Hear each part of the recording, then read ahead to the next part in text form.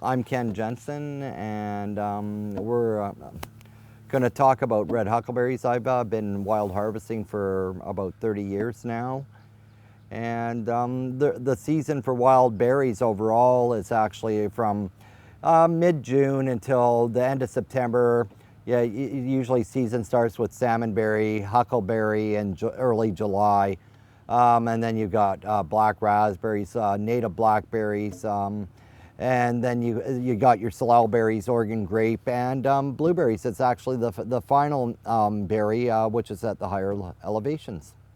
For a lot of berries, such as huckleberries, blueberries, I use something called a rake. Now, I mean, there's a lot of controversy over this, but I've been using it for about 15 years now.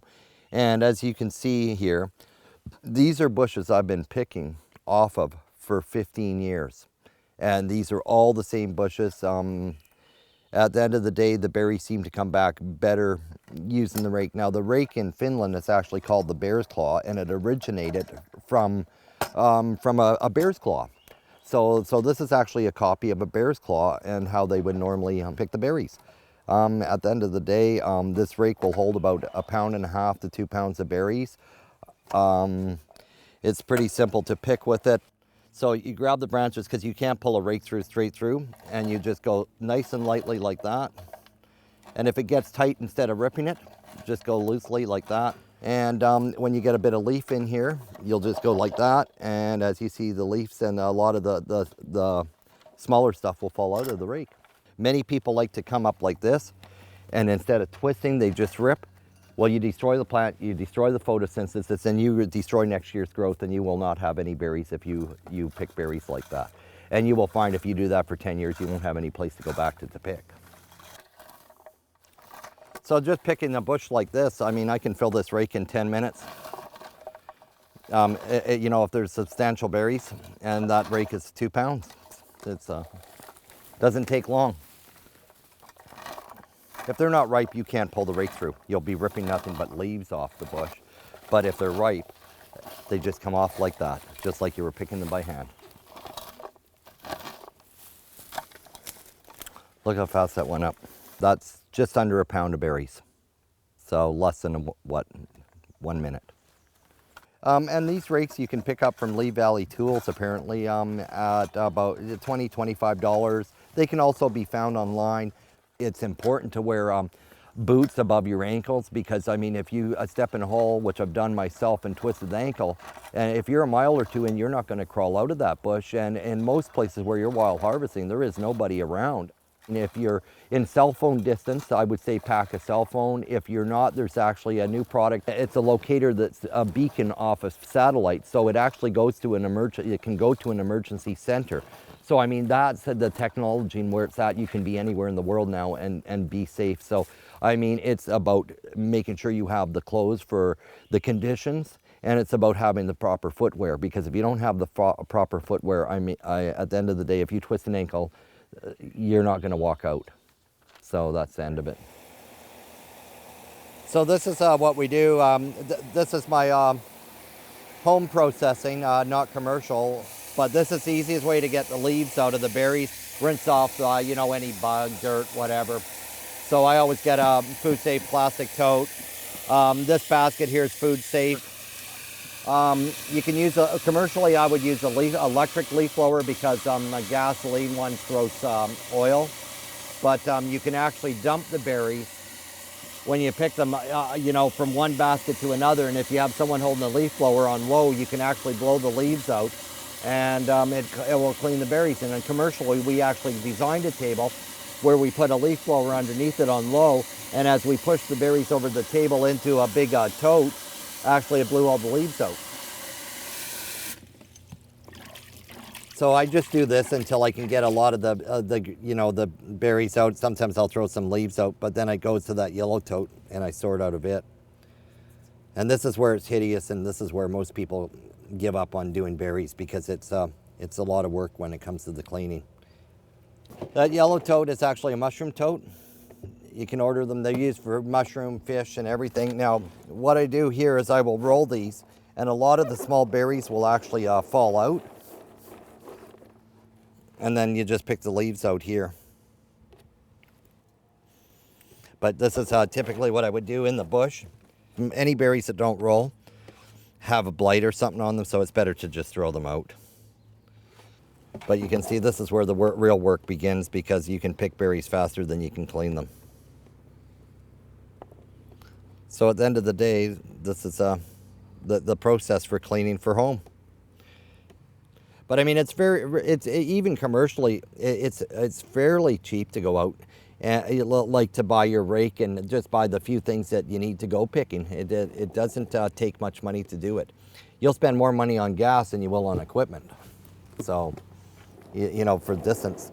So that's her, and that's how I do it. The next step is these would be dumped into, and I use aluminum bake trays.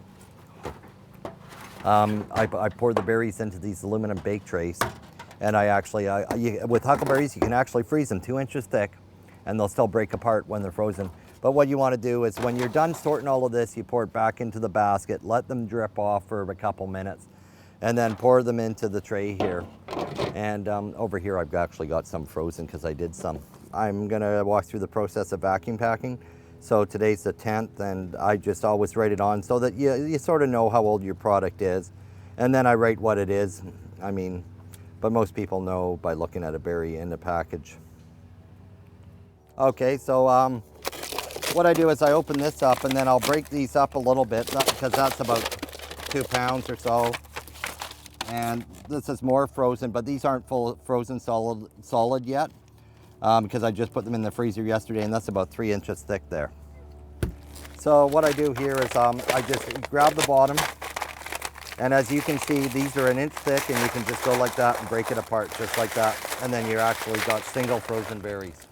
So what I do here is I've got my vacuum packer, I've got my cup here,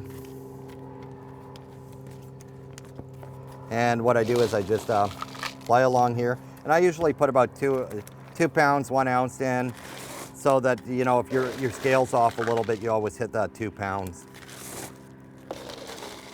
So that's her there.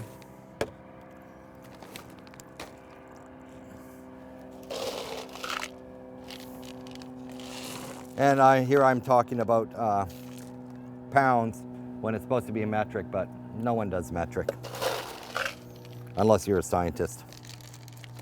In the bush, everything's still done by pounds.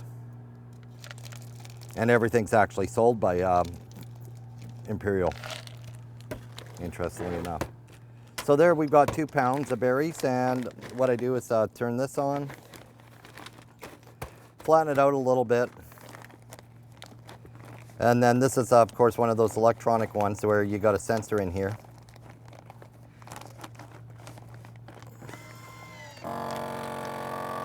And then it does its thing.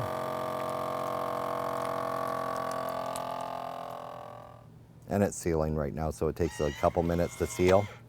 And there you're finished. Hard as a rock, that is good for 3 years. As long as you don't thaw it or freeze it or whatever, but that's 3 years, no air in that, and there's a beautiful product. The pricing is all over the board.